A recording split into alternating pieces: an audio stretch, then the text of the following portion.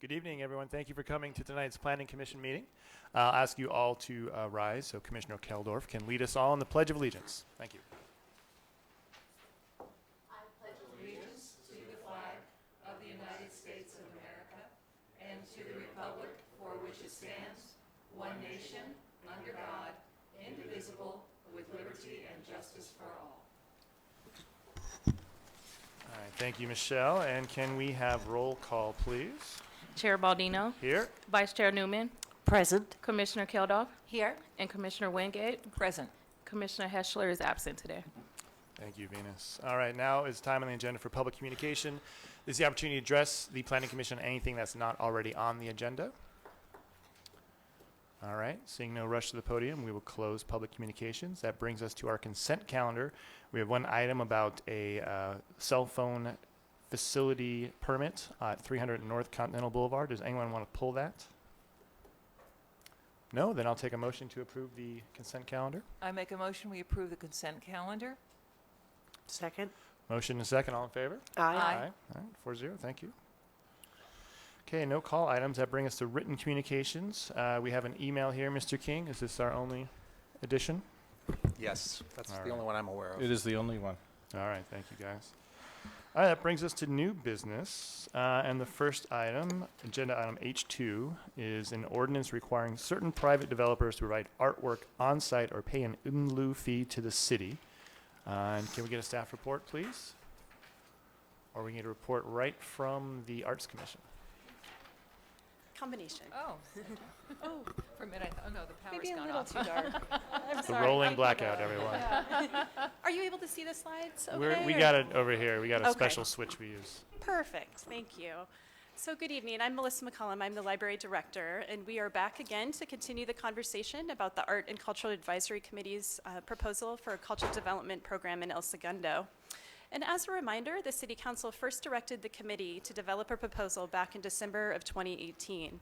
And since we last talked about the proposal in late June, the City Council considered the idea at a public hearing on July 16th and advised the committee to raise the building valuation threshold for the fee, as well as consider removing a cap on contributions. The City Council will next consider the proposal at a public hearing on November 5th. The original draft of the ordinance made amendments to Title III, which deals with revenue and finances. But in the development of the ordinance, it was determined by the City Attorney's Office that it was more properly located in Title 15 because courts have determined that this type of program is essentially a development standard and the fee is an in lieu option. Once that determination was made, the ordinance was redrafted and it now requires Planning Commission review and approval. So as mentioned in the staff report, staff does recommend a Planning Commission resolution tonight recommending that the City Council adopt the proposed cultural development ordinance. Michael Kresge from the Arts and Cultural Advisory Committee is here to remind the Planning Commission as well as the community about the many benefits of a cultural development program in El Segundo, as well as highlight the committee's revisions to the proposal. So, Michael? Yes, it's the El Segundo Cultural Development Program, is the title now. And you probably know the background of all of this anyway, but here it is because we're seeking approval for this because the arts and culture are a key part of creating a more enjoyable, pleasant place to live, more exciting place to be. The city already promotes itself through the arts. There's an advertisement was in the LA Times business section showing illustrations, and two of them were focused already on the arts. So the city's doing that already, but this cultural development program would take that to the next level. And what it would support: permanent art, sculpture, murals, and so on, temporary things, installations as part of special events, performances, theater, band concerts out in public and so on, programs like lectures, conferences, that kind of thing, and also capital improvements. So if you're going to be doing a sidewalk, it would be an artistically designed sidewalk, or benches would be beautifully designed by an artist. The Creative Economy Report came out in May of this year, talking about the growing section of the economy, which is the creative businesses, graphic design, and media, and so on.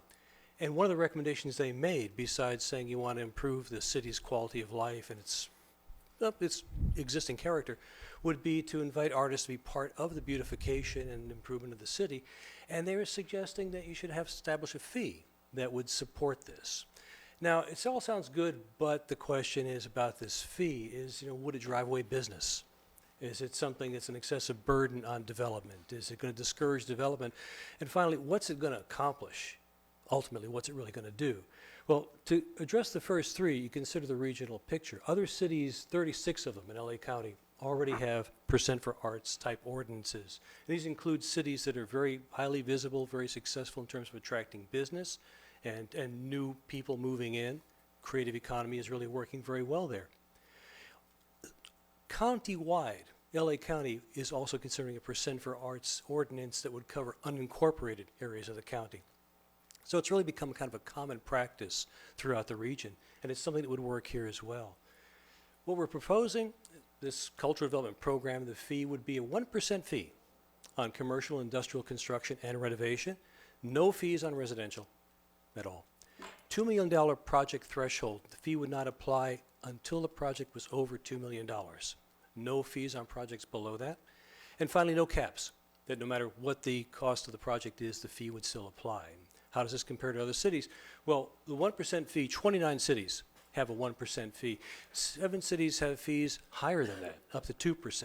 So El Segundo's would be matching the overall standard. And the fee is based on the valuation of the property when the permit is issued. No fees on residential development. 30 out of 36 cities say residential has to pay a fee. El Segundo would not, which would be a more business-friendly approach and more, friendly to residential development. No caps. Now, only 4 cities have caps. The other ones do not have a cap. So no matter what the project costs, you still pay the 1% fee. So very comparable with 32 out of the 36 cities. And finally, the $2 million threshold, it's much higher than most anybody else. 11 cities, it's $500,000, and you're going to pay the fee. 11 have a lower one. The lowest one, Baldwin Park, $50,000. If you develop anything, an improvement of any kind, over $50,000, you're paying the 1% fee. And 3 of them have higher. The highest one we found was $1.5 million at Burbank. So this would be really the most generous threshold at $2 million, the most business-friendly of the bunch. And at this threshold, it did some little calculations based on the last 10-year period. And it looks like if the valuation threshold is at $2 million, and based on the last 10 years average of development, you'd roughly be pulling in $685,000 a year for arts and cultural activities. And the way it works, there's the revenue source, is the 1% fee. Also endowments, bequests, donations. Somebody wants to just pay into it, we'll take the money. Goes into a citywide pooled account managed by the city just for arts and cultural activities. If you're a private developer, it's 1% also on your property development, but it does not go into that big fund. And what happens is proposals come in either through the Arts and Culture Committee, say competitions are held for art projects, or artists come in with ideas they want to have funded. The City Council approval of the annual budget. The City Council approves the overall budget for the year, but does not have to approve every single project that would come along during the year. And then with that approval from the ACC, then that goes to the special account and the project is funded. Or if you're a private developer, you need to hire a private art consultant, get somebody who understands what quality art is and how you go about commissioning and managing art. And then that concept is also approved by the ACC and gets the final funding. So those are the 3 main points. No, it's not going to drive away business. It's comparable with what other cities are doing, and developers have working very well with this throughout the region. But the last question is, what does it ultimately accomplish? What are you really going to do with this? And when you think about public art, all too often, it's like we have a sculpture in a plaza. There's a thing out there, and that's the art. And really, we're talking about something much more expansive than that. It's really enhancing community, which would be art events that would attract people, particularly on weekends when hotel residencies are kind of low, and so during the week, a lot of businesses are open, and you've got hotels are full with businessmen. On the weekends, events, activities that would bring people in and encourage people to visit the city and improve the business. Also, bringing the nighttime to life, art installations, special art commissions for lighting fixtures. It'll bring downtown much more lively at night. Making the everyday extraordinary, the concept that park benches or bus stops or everyday facilities would have an artistic component funded through this program that would make it just a more interesting place to be every day. And finally, linking the city to the sea with art and landscape features, the idea that some time back there was an event at the ESMOA, which was about El Segundísimo. It was about ideas for the future of El Segundo. And there was a sign-in sheet kind of thing where people could suggest what would they like to see El Segundo do. And so many of them, can you connect downtown with the sea, with the beach, both ways. You go to the beach, you look up, there's something up there, let's go. And this would be one of the things that could be done through this arts and cultural program, would be installations along the way that make that Grand Avenue corridor really an art corridor. And the last one, events, education and entertainment. TEDx conferences, Shakespeare in the Park, concerts, things like that. It's not just a sculpture sitting there, it's an event that attracts people and creates community. And so because this really is about enhancing the community, that's why the Cultural Arts Committee is asking for your support to recommend the Cultural Development Program. And that's it. Thank you. Thank you for that presentation. Now I want to disclose that I did meet with Ava Sweeney and Bernard, I believe it was Tuesday afternoon. We had a discussion about the revisions made and kind of the goals of the program. Anything else as far as presentation? No? I want to disclose that I met with those people as well. And I'll disclose I did as well. And we had some email exchanges, but we did not meet. Okay. Any questions for the presenters? No specific questions from me at this point. You've thought enough about the format so that when the Arts and Culturals Committee prepares in 5 years from now, the committee may not look like it is today.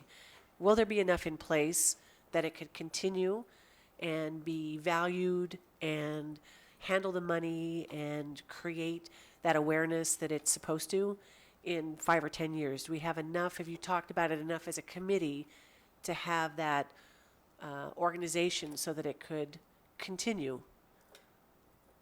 That's a question for you. Your structure, your organization within a committee. You have to step up to the podium so that our home viewing audience can. I know it's a very detailed, and I know it might be Yeah. a little preliminary to ask you that, but I think it's a really important part of what's happening. Well, that is the intent, and part of the idea about having the program and the funding in place is that right now the Arts and Culture Committee had a lot of ideas, a lot of people approaching the committee about ideas, and it's always like, it's really great, but we can't really pay for it. And without a funding base and support by the community, particularly developers, having that gives much more substance to the whole program. And it's something that more people would want to get involved in. So even if this existing committee is no longer there, it would be something to be very prestigious to be part of, because it's making a big difference visually and culturally in the city. So I think it would continue very well. In fact, it would continue better. So this committee would be a group of so many people. You would figure out how many people. It would be appointed by the city council. And So that there actually is already a committee established by the city council that has been in place and with bylaws. So there are 11 appointees. And there are artists on that committee, of course, but there's also an attorney and a scientist, small business owners. There's one vacancy, so if it moves forward, I know the committee is really interested in trying to attract a developer for that perspective. you have established as bylaws well. already. Yes, Oh. yes, and so and it's the liaison is the library services department. So I am the liaison for their committee, which meets monthly, and then there's various subcommittees that meet as well, all in a public way. I also want to mention that we are working very closely with the planning department and with the public works department and with the finance department and with the city attorney's office in the creation of all of this. So it's very much a long-term plan with the support of the city. We've talked about workflow, about how it would actually work for developer as they come in for their plan check and the application, how there's administrative guideline drafts that would be approved by the city manager ultimately as well, with very detailed criteria for the artworks and the evaluation of the proposals and the implementation of the program. So your question's wonderful, though. I was talking with the head of the county program, and they also have 3-year plans, 5-year plans, 10-year plans. So we would very much do the same thing with working with the committee. So we have projects identified now. We have a longer term plans, but more development based on if the funding is there as well. So I think, Mark, you had more to add. Sure. Yeah. So as your newest member of the Arts Committee, I wanted to say something. We have a beautiful, vibrant business community here. And one of the things that makes businesses successful, especially in 2019, is visual and artistic communication. So if you have an engineering business, a Raytheon, a Northrop, a Boeing, an aerospace, or a business that interacts more visually, say Mattel, or Beyond Burger, right? These are all businesses that communicate visually on a regular basis. They all have art departments. They all have people who care deeply about the community they're in. And so we have a wellspring of people from which to draw who have formal training in the arts, but also involvement with our business community. And so this council is sort of a formal way for those people who are simultaneously invested financially and also emotionally in this community to give input. So I don't think we're going to run out of people. I appreciate that. It's a great answer. Thank you. I have a question about, You want to go ask him to stop vacuuming for a Yeah. hot second? Thanks, Venus. they heard you, okay. I have a question about the way the ordinance is written itself. In section 15-34-5, it has the standards for artworks, and that deals exclusively, according to my reading, with physical artwork. And it continues on maintenance and repair of artworks and cultural development fund. And in there, there is sort of a casual mention of other kinds of creative activities, like TEDx and other things that were mentioned. I wonder if the way that the ordinance is written really includes other things that are not physical artworks. So it's not broad enough? Yeah, I think if someone wanted to object to it and say, well, look, you can't have Shakespeare in the park, it's not included in the description of artwork. You're at 15.4.3? 1534, 3? 5, I think you said. It's on page 37. Yeah. Because Yeah. 1534.1, the Yeah. purpose does have There's cultural services, performing arts, literary art, media art, arts education, art events. I mean, it's pretty broad there. yeah, The absolutely, concern but I is was when you looking get down at to the the standards details. that I wonder if that is inclusive enough. Oh, I am not the attorney, so I'm. Well, I'm not the attorney either, but I had a hand in writing this, so I can explain a little bit Thank about. you. As you know, there's two pathways. One is a developer can install art, and these standards would apply to those situations. And also, if the city used some of the funding from the in lieu fee, they would also follow this standard for physical art. But the in lieu fee funds other programs as well that obviously this wouldn't apply to.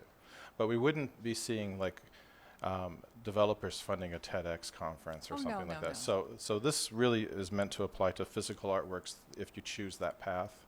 That's all it is. Okay, good, thanks for the clarification. can you explain Well, a developer's fee actually could sponsor. They could be the sponsor. The fees could. The fees could. Yeah, but I don't know that they would get like a sponsorship logo or anything. That's not anticipated. But the fees can. But if you want to install a physical piece of art on your property as part of your development, then this applies. Can you explain how these funds could be used for improving normal capital improvements? Like the sign we had down at the entrance, or these little picnic tables with umbrellas. Is it possible to, if there's a budget in the general fund for improving this little sitting area, can we also use these funds to make it something better than? To the extent that it's made artistically, yes. So if you commission an artist to design the benches or the umbrellas or whatever, absolutely that could be added to enhance these projects. It wouldn't be just go pick out a really pretty umbrella that's unusual or different. That I would wouldn't hope not, qualify, yeah. yeah. An architect is an Have to architect be an a artist? Christo umbrella, I think. Yes, good. And who initiates what the in lieu fee funds could be used for? Staff or the committee? I believe the committee initiates or makes a recommendation to the city council. Is that correct? So on an annual basis, they would make recommendations about the distribution of the budget for the year, and that's where it could be permanent art or temporary art, the experiences, the artistically enhanced capital projects. So, 200,000 for this, 150, they could make recommendations in that way. But the specific projects will come through the committee. The levels that the council needs to approve for contracts, may come into play in terms of the larger projects, their input for those, but the smaller ones, the idea would be generated through the committee and through staff. Thank you. Yep, and community input, of course. So.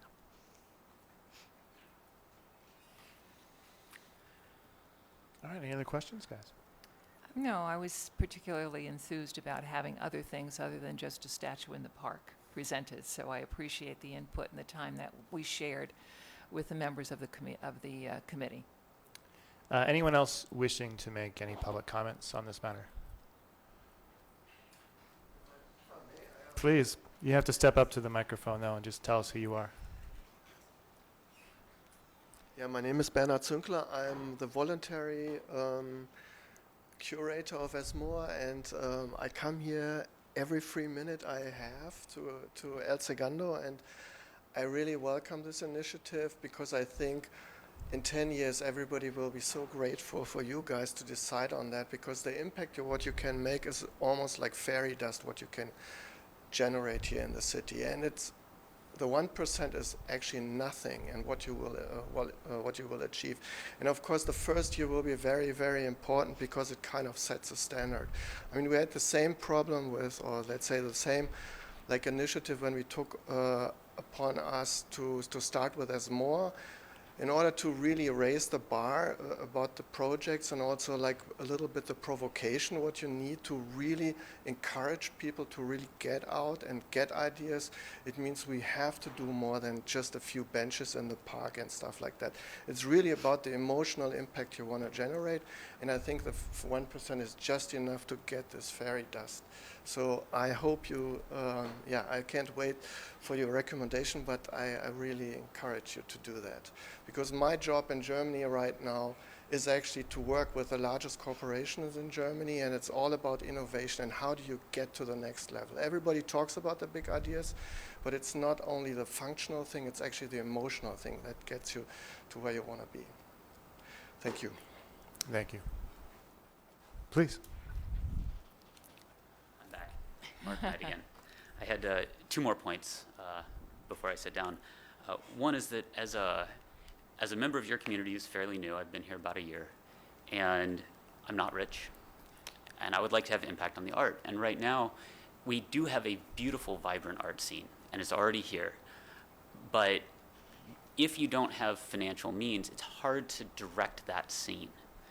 And, I'm putting down roots, and over the next 10, 15, 20 years, I would like to see this place continue to develop and have an impact on that development. And the Arts Commission with funding would be a way for the average citizen through the Arts Council to have input. And I think that's really important, is it sort of democratizes the process of beautifying our own community. The related point to that is that El Segundo is very built up. This is a full town, there's not a lot of empty land. And so if we want to change how this place looks, we have to do it by working directly with redevelopers who are going to take what we have and make it better. And this proposal provides sort of a formal way to make sure that that long-term redevelopment gives us what we need to make this sort of a creative place to live.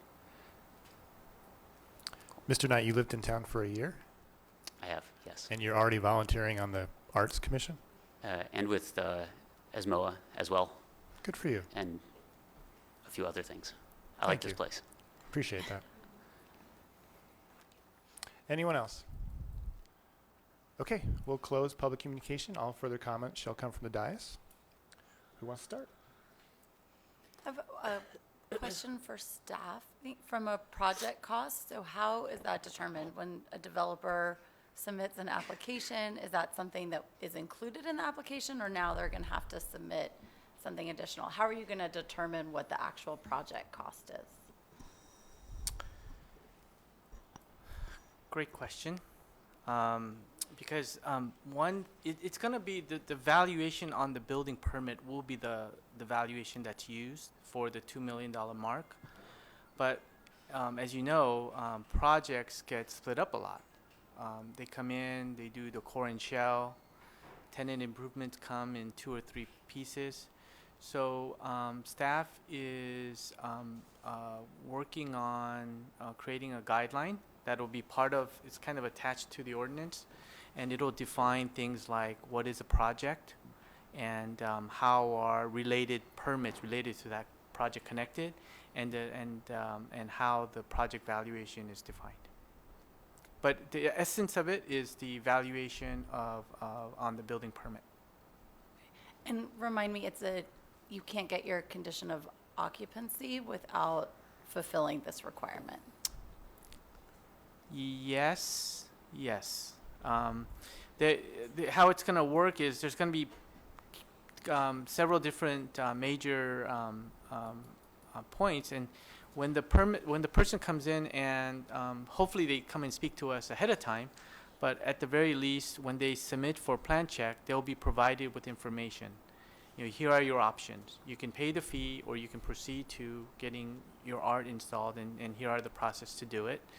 And then during the plan check process, they'll speak to the art commission and Melissa, and they'll decide how they want to do this. At the time of building permit issuance, kind of a roadmap as to how they're going to fulfill this requirement will be laid out. And then they'll have the time for the construction, and prior to the C of O, the art will be installed and finalized. We understand that many times projects will come to the end and they'd like to get the business going, and the art may not be in.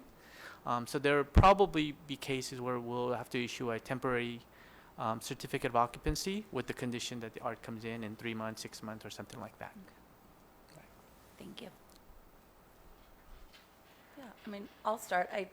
I like the idea of this very much. I think any questions or concerns I would have just would be about implementation, and I feel like that's something that we'll see as it goes along, and maybe we can get annual reports on how it's working functionally. But I'm supportive of the concept. I think bringing some more art and culture to El Segundo is a fabulous idea. And I'll agree. I am in favor of it. I had a little hesitation from the beginning to mandate it, but of course, once you began to do some research and talk with people that knew something about it, which I didn't know anything about it in the beginning, I really do like the idea. I like the thresholds, and I've sat on this dais long enough with the Planning Commission to know that while we might think organically we'd love to have that happen, it just doesn't really happen. I mean, it just doesn't happen. So if we don't actually put it in place and make it so that it's an obligatory part of our community, then we're all going to benefit from it. So I am in favor of it. I would agree. There was a time when this is Mural City, and a lot of the murals have been painted over. So I think it's time for us to continue to put art in our lives, and many different kinds of art, and really improve the cultural life of the city. I was not excited about this proposal the first time I heard it, but I do appreciate the amount of effort that this committee has done. I think you've only been around for a couple of years, maybe 7 or 8 years or something like that. 3 years? Really? That's impressive. I'm a big fan of people giving back to their community and volunteering their time. It's the best resource we have here. My concerns that I had about this have been resolved because of the higher caps, the lack of residential, and I really appreciate how you kind of tried to figure out, well, if you don't like it, how do we make it better? And you've listened to other stakeholders, and you've tried to come up with something that is going to benefit us without scaring away, you know, the small guy at Smoky Hollow who wants to remodel his whatever. So it's encouraging to see people that have such a passion to make our town a better place, and I enjoy seeing that, and we should see more of that. So I agree. I think it's something that could really benefit our town and help maybe even encourage more creative businesses to come here, because in the last 7 years, I think every office building we've seen has been a creative office building, and it hasn't been your traditional cubicle and, you know, high-rise building. They want these open campuses. They want something to encourage their employees to enjoy their time at work. So again, I appreciate the effort that you've done on this, and I think it's going to be something that will really benefit us. So it has my support. I also want to add, just from personal experience, sitting on a committee, to sort of beautify the downtown. We've been given a budget. We are no longer a committee anymore, and those things have been put in place. But for example, the parklet that is to be done, I think that doing those kinds of projects without having a proper committee and the proper funding to do them ends up just with our hands tied the way that it is right now with that particular project that I am dying to see to come to fruition. But that'll be something that this committee, with city council approval, could actually follow through on and do in a much more robust way than we've been able or unable to accomplish so far. So from that standpoint, I think it's going to benefit the productivity. All right, if there are no further comments, I'll request a motion to recommend approval. I'll recommend approval. I'll second. All right, first and a second. All in favor? Aye. All right, 4-0. Thank you. Okay, the next item is continued business, and this is consideration of possible action regarding an appeal by Karen Wolcott and Christopher McPherson of their request to build an ADU at their address at 945 Sheldon Street. I have to recuse myself because I own property within 500 feet of this property, so I'll be stepping down from the dais. Mr. Chair, if I can, so there's an email on the dais that you referenced earlier. The attorney representing Karen and Christopher has requested a continuance to January, and so if the commission simply continues it, you can stay on the dais. If there's any discussion about it, you would have to recuse yourself. So it's up to the pleasure of the commission if you want to speak about it. All I would say is that I've spoken with Mr. Patterson, and the bill that I mentioned at the last hearing was adopted. It was signed by the governor yesterday. So good timing by the governor. So then now we have an idea of where we're going. And I've communicated with Mr. Patterson that staff will be preparing an ordinance that is consistent with state law, and we will bring that to the Planning Commission and ultimately to the City Council for your consideration. I've explained to Mr. Patterson and Karen and Christopher that we can't commit the commission or the council to take action on the ordinance. We can only commit to following through on drafting an ordinance, and that's what we're planning on doing. So the idea is to push off the hearing until January, to allow staff time to prepare an ordinance, bring that back to you as soon as possible, and the new state law would take effect January 1st. So if the commission is inclined to just continue it without any further discussion, then that's staff's recommendation. If you do want to discuss it, then Chair Baldino, I would recommend that you lead the dais. David, should we continue to a date certain? Yeah, I'm sorry, I should have said that. January 23rd is the commission's regularly scheduled second meeting in January. We don't really have a second meeting. Yeah, I know. It's January 9th, which isn't that close. January 23rd is what I would recommend that we continue it to a date certain. And to ask then that not discussing that, but just the ordinance itself, we would be then reviewing that particular ordinance on that evening. No, not necessarily. I think, I haven't spoken with planning staff about our timeline, but I think the idea, our goal is to bring an ordinance back sooner than that. So we would see it before that. Yeah. And, okay. We would want to see it so that it becomes effective January 1st. That way Or you as close avoid as that possible. conflict. Well, now I'm discussing it, so maybe I'll just go. I mean, you're Well, I'm talking about the discussing the ordinance, ordinance. not There the you go. appeal, right? Just the, yeah. Yeah. So, So we should see something before the end of the year. yes, Okay. that's the goal. Okay. Okay. I make a motion we continue this item. I move. So moved. Okay, motion and second. I'll second. All right, all in favor? Aye. All right, it's been continued to January 23rd. That's correct. January 23rd. Thank you. Okay, next on continued business, an application to approve an adjustment to reduce the width of a driveway from 12 feet to 11 feet 6 inches, reduction of interior dimensions on one garage from 20 feet to 19 feet 6 inches, and vesting tentative map number VTPM 82684 to allow construction of 3 residential condominium units. And this is at address of 436 Sierra Street in El Segundo. And do we have a staff report, please?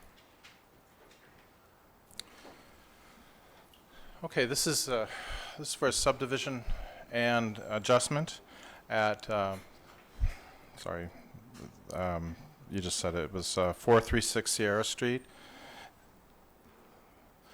This is the location. You'll see that it's near Rec Park, and it goes through to the alley behind.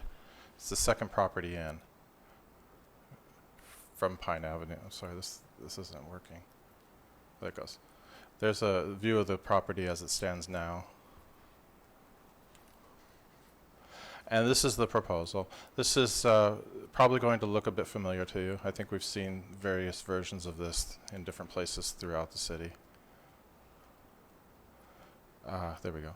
So there's 2 places where the adjustments are going to be requested. One is for a reduction in the width of the driveway. That's in the area shown as number 1. So that's at the back near the alley. And the other is to reduce the required interior width of one of the garages. So let's take a look at the adjustment. Actually, I think we got these in reverse order. Let's look at the garage first. So this is the standard requirement size for a garage. It's 20 by 20. And this is the area that they're requesting, I believe. That's what, forgive me, this was this was a presentation that Brenna prepared, so I'm not sure what she was trying to get at here. This is extra space on the end. So the garage is actually much bigger than the minimum requirement, and that was the point of this. It's just that it doesn't meet the strict 2020 dimensions. It's considerably, let's see, it's 19.5 by 21.9, so it's 6 inches short in one dimension, and it's 1 foot and 9 inches long in the other dimension. So now looking at the driveway, there's an existing wall here on the property, and that's the 12-foot minimum width for a driveway would include the wall. So the request is to allow this to be an 11-foot driveway. So the subdivision findings are consistent with the general plan specific. I don't think there's a specific plan here. The general plan. The site is suitable. The density is appropriate. They're asking for no additional density. It shouldn't cause any environmental issues. And as I mentioned at the beginning, there is a subdivision attached to this too, so these will be condominiums. And that's also for your approval tonight. There we go. And so with regard to the adjustment, we've done this sort of adjustment a lot. We're still seriously considering amending the code so that we can stop doing this, because this happens a lot because of the width of the properties in lots of the city. There we go. So our recommendation is to approve this. If you have any questions, please let me know. So we're basically taking a single-family home in an R3 and putting in condominiums? Yep. And the only adjustment is the size of the driveway and the And size the- of one garage, and everything else is completely compliant, right? Completely compliant, yes. Okay. Yeah, I don't have any questions. Do you No. have any questions? You say that we do get asked that a lot, Greg, Yeah. about, It seems more that we get more than a few a year. exactly. Yeah. And so if you just put a number to that, at some point, if we reduce that number, then would they continue to ask us to reduce the number? Do you know what I'm saying? And there has to just be like some standard. This is Well, just, yeah, it's this based, is just it's- within a few it's- inches. It's based on the accumulation of all of these different dimensions that we have.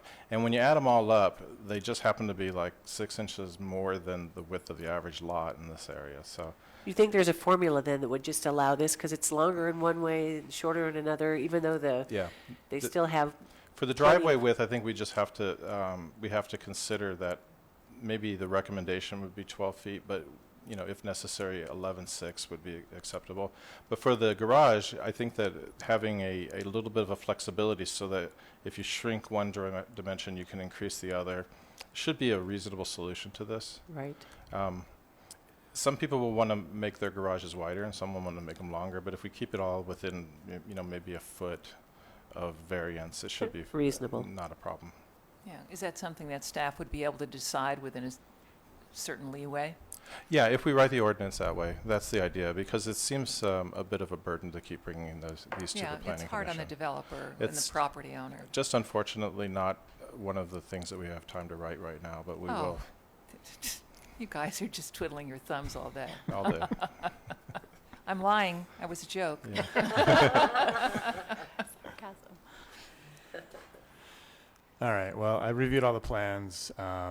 I see the gentleman from CAM Construction here. I know he does fantastic work. My wife was dragging me from open house to open house. She was always admiring your handiwork. And from past meetings, I know you take the minimization of construction nuisance very seriously. I appreciate that. So, yeah, I see no reason not to approve this, and we need more housing. This is a great way to get it.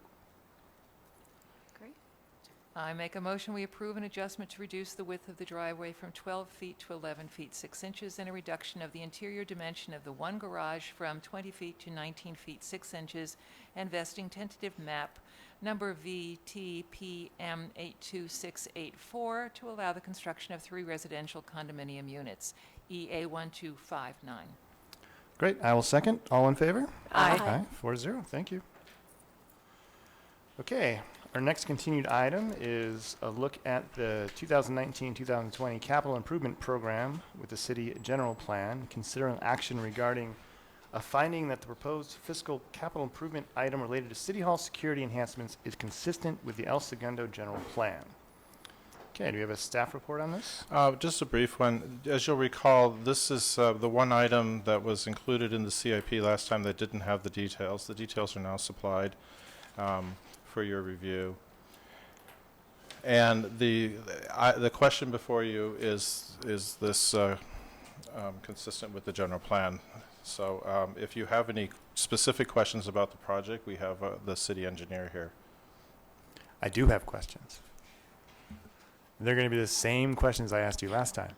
The first one is, has this item of capital improvement from the general fund been reviewed by the commission that we have of citizens who rates all of the capital improvement projects?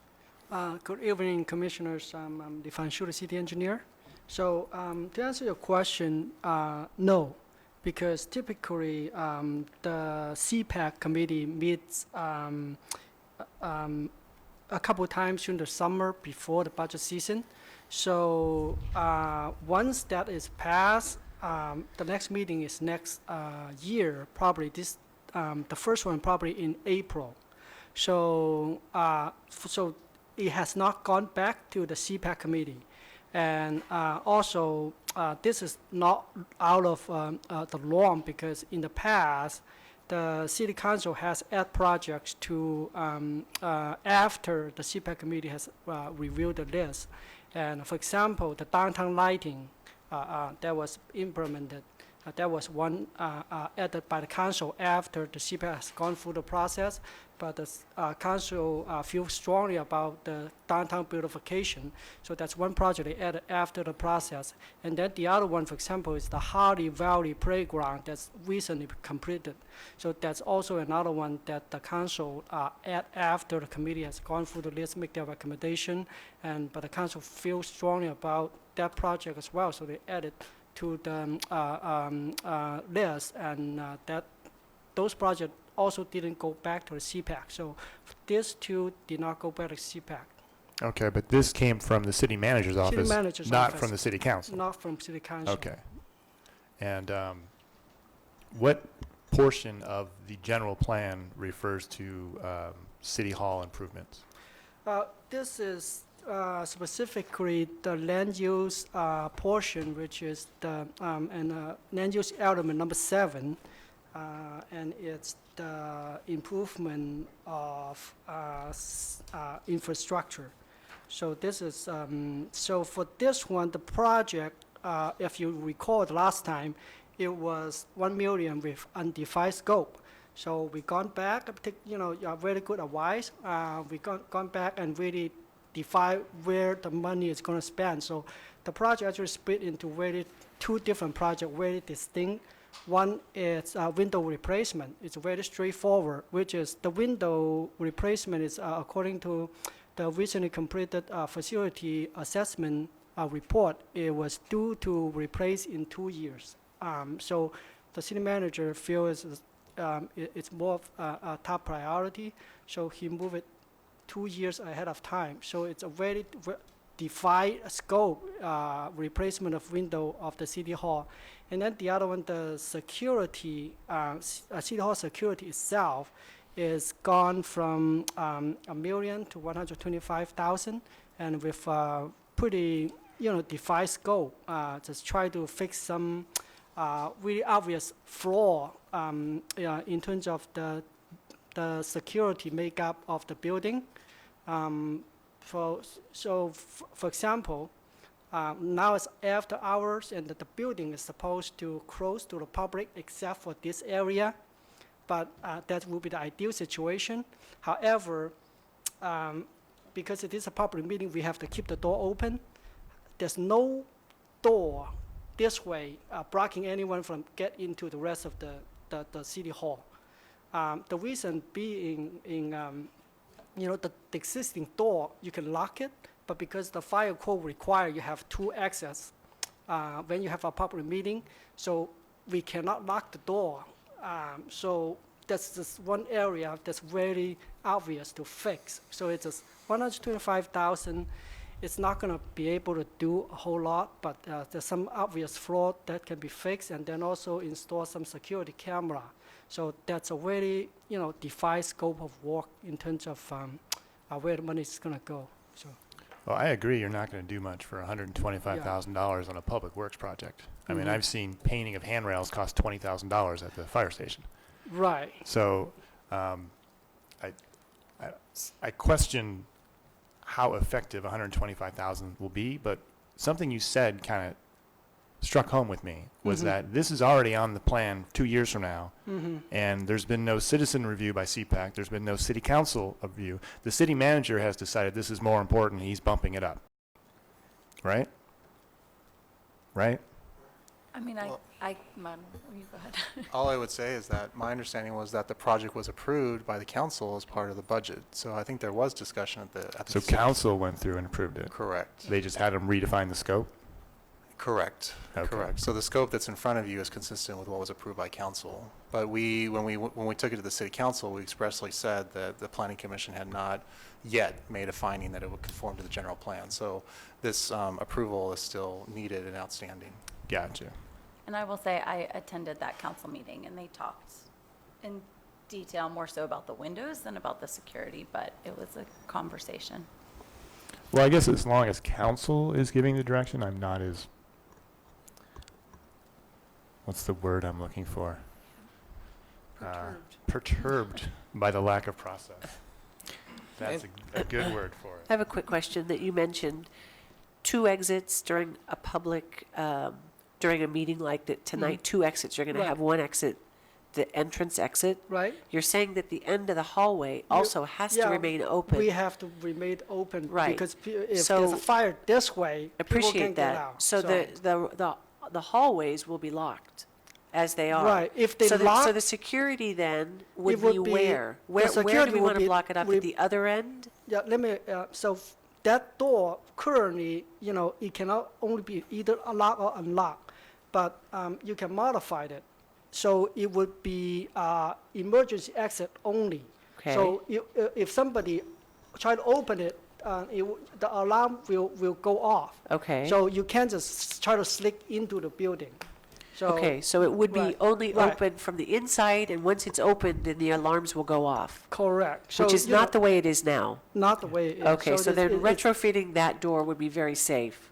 Right. So Okay, that makes is- total that- sense. That is, it's one area, and then the Uh-huh. other, the small things. For example, to go downstairs, if you walk downstairs, you need to punch a code to get in, but you can just go around, use the elevator, and get down. So it's, that's a Not very simple thing you safe, can yeah. fix. You There- can just fix. Yeah.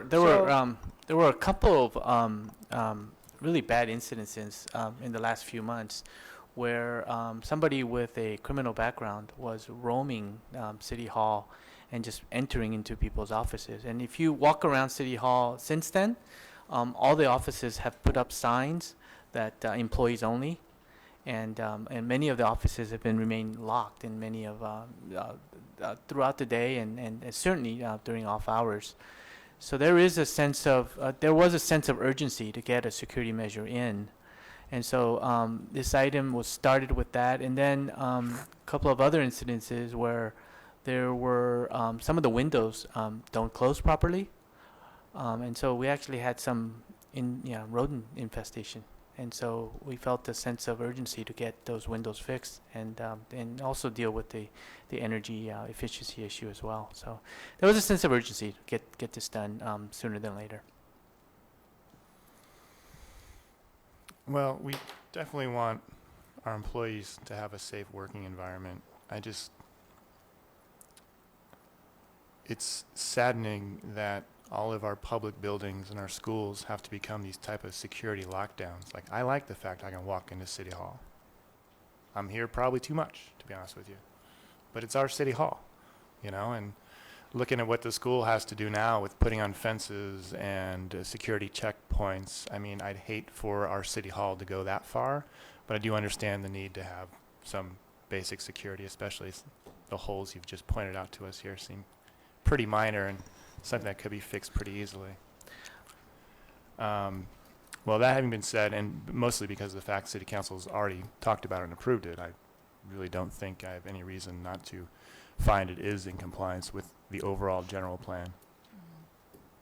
I appreciate the explanation. Makes a lot more sense. Any other comments? If not, we'll ask for a motion. I make a motion, we adopt resolution number 2871. Okay, there's a motion. We have a second. I'll second the motion. Okay, all in favor? Aye. All right, 4-0. Thank you, everyone. Next report from Planning, Building Safety Director or Designee. I just staff. I want to thank staff. They've been working with members of the other departments, putting a staff report and presentation together for next Tuesday. Next Tuesday night will be the night that Topgolf comes back to City Council. And I know all of you have been involved, so if you have a chance to come to the chamber or at least watch it at home, please do so. Thank you. Thank you. All right, any upcoming agenda items? No, not this time. Planning Commissioner comments? We'll have a question for staff about when development impact fees are going to be talked about. If we have a timeline, right? Because I think at the last council meeting, they talked about permits and fees, but not development impact fees. Yeah, this is, to review our development impact fees is another one of those things that's definitely on the list. It's moved from the back to the middle burner, I guess, and probably soon after the Topgolf project is done, we can start addressing that. When you look at those, is there a way to look, I mean, I know we've got impact for school and public safety, police and fire. Can we increase that public safety fee and try to use some of that to pay down the pension costs? No, there it a has reason to, why it we has to can't do be that now? directly related to the cost of providing the services and the impact. Well, the you're paying additional for the impact. employee who's providing the service. I don't see what the difference is if I'm paying his salary or I'm paying his retirement or his medical. And the other side of the equation is that it has to be proportional to the impact that the development creates. So Just saying, throw another percent on there, you get $1 million extra bucks every year. Well, there are consultants that take into account every legal and justifiable type of expense that can be attributed or funded to some small portion by these fees, and that's the process that we'll go through. We'll have a consultant do that for us, and they do look at the fully burdened rate. It's just got to be proportional. So it's not likely that any increase will make a significant, noticeable difference to any particular program. It would just be sort of across the board. Well, everything helps. Yeah, and my asking of that question is thinking about the ADU ordinance that we're going to look at again, which has potential to have huge development impact, I think, on the community in ways that those two are related. Yeah, that's part of what we'll have to take a close look at. There are specific restrictions on how you can apply development impact fees to ADUs. Where we can, I think we will. And where we can't, we won't, of course. So we'll be looking into that.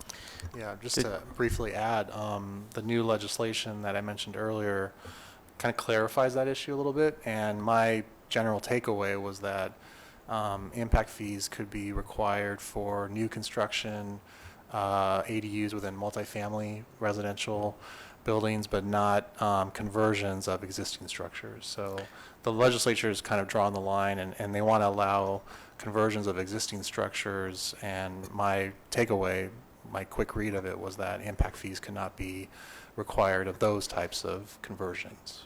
But new construction, multifamily residential buildings, impact fees were definitely in play.